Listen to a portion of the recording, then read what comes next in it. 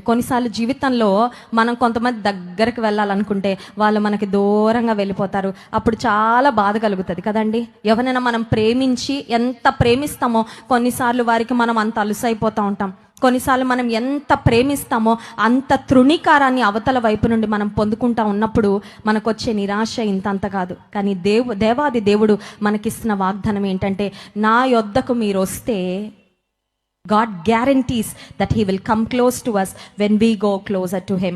ఆయనకు దగ్గరగా మనం వెళ్తే చాలు, ఆయన నిశ్చయంగా మనకు దగ్గరగా వస్తానని వాగ్దానం చేస్తున్న దేవుడు. ఈ రాత్రికాల సమయంలో ఒకవేళ నీ జీవితంలో దేవునిని దగ్గరగా కాకుండా దూరంగా వెంబడిస్తున్నావేమో. Some people are satisfied with following God from a distance.